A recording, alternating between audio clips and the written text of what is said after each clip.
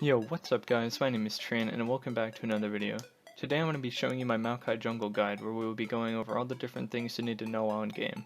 If you enjoyed the video, please be sure to like it, and thanks for watching. So for runes and masteries, I'm just going to put these in real quick in case you haven't seen my previous Maokai guide. So from the runes, I would go AP quintessences, armor seals, attack speed marks, and cooldown glyphs. And for masteries, I would go 6, 6, and 18. But you can change your masteries to suit you however you'd like, but Strength of the Ages is the go-to keystone for jungle tanks. So for item builds, I'm just going to show you all of the items I think are really good on Maokai right now, just because I made the item builds in the previous video before this one. So I'm just going to catch you guys up on those. So basically for clearing, you want to just either start Gromp on either side, or you can just go wherever your bot lane goes, but you want to start stacking your saplings at 58, or at the end of 58 or the beginning of 59, and by the time that Gromp spawns you should have 4 saplings out, because the camps spawn at 140. So then most of the time I normally just go to blue, just because you really need the mana. Now after this, I would definitely recommend just going to do red and then going to either do Gromp or gank your mid laner, depending on the enemy mid lane's health. But Gromp gets you a little healthy to be able to gank the mid laner. Now after this, if I'm able to gank mid, then I will, but otherwise I'll just go and do other camps, or if I do gank mid, then I'll finish ganking mid and I'll go do the second scuttle, because that's what's easier to do. Ganking is pretty easy as Maokai because he has a lot of CC and he's pretty powerful early game. You always want to be looking for opportunities to be ganking your lanes, because that's how you're going to influence the game the most. Maokai is more of a support role champion in the game, no matter what role he's playing, so that's the best way to go. So as I said before, you want to look to gank a lane right after you do your red and scuttle grab.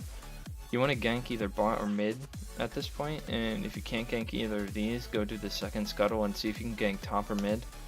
And if you can't gank any lane, then just do a full clear, then go back and directly go to a lane you can help if you can. Remember, whenever you gank, you want to throw your sapling to an area you think the enemy laner will go. I always throw it towards their tower, but not in the minions, so it won't explode on the minions and do nothing. The sapling will either slow the enemy down so you can catch them, or zone them so they go another way. The combo when you catch an enemy should be W auto attack, E auto attack, Q auto attack. Or with your ult you can W R auto attack, Q auto attack, E auto attack R, and then Q again. Team fighting is extremely good with Maokai because he's a huge tank and can easily get to the back line. Also, he has loads of CC and it'll help keep people locked down for a while. He's also great for peel. If you already have an engage on your team, then you can just peel for your ADC.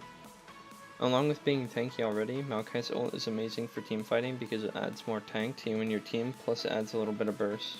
The only bad thing is that it costs a lot of mana to keep up for a while, so try to pop it when the maximum amount of damage is taken and deal the most damage. Because Maokai's ult has a special thingy to it. It's like the more damage you take, the more damage you can output from the pop, but it only goes up to a certain amount, so once it gets to that certain amount, you would pop it so you don't waste any more mana, unless you need that extra tank. There's a lot of small things that you can do to help make you a better Maokai player. I'll try to go over all of these, but there's quite a bit of them, so sorry if I miss them. If you W scuttle and just stand on him, he won't move, which will make it easier to kill him, but you won't only be able to use your E and autos to kill him.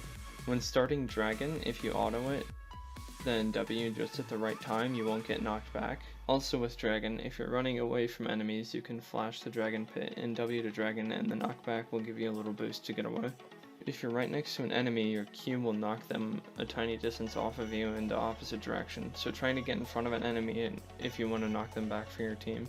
Twisted Advance can be used to dodge skill shots as you become untargetable. The most useful I've found this is when you're against a Gragas or a Hecarim, you can just W when you know they're about to use their ability and it won't affect you. You can use your W at a certain time to follow enemies to their dashes, but be careful with this because an enemy could flash you into tower range. You can make your saplings go way further over some walls, like the thick walls between top and bot. Use your saplings as vision because sometimes you can't always have your wards up. Throw your sapling in the direction the enemy is running so it'll catch them and slow them down for you. Sometimes popping your ult earlier is way better because there's a certain point where the damage it does is capped, so if you don't need the tank then you can just save some mana. Blue Smite helps so much to catch enemies with your W. Always auto between abilities to proc your passive. Flash W is a great way to catch enemies off guard because it's instant. Your Q is a knockup, so Yasuo can ult off of it. If you W Vi, it'll stop her ult. That's pretty much it for all the tips and tricks. There's probably more, but I couldn't really think of any. Alright guys, that's going to be it for this video. Thank you so much for watching. If you liked this video, please be sure to like and subscribe. I would really appreciate it. If you have any questions, you can ask in the comments below and I'll try to answer you as soon as possible. If you haven't seen my last Maokai guide, it explains all the basics like runes, masteries, item builds, and skill sequence. This is part 2 to my guide to Maokai series, and my next guide will probably be Maokai top or Maokai support. Again, thank you for watching and I hope you enjoy these videos.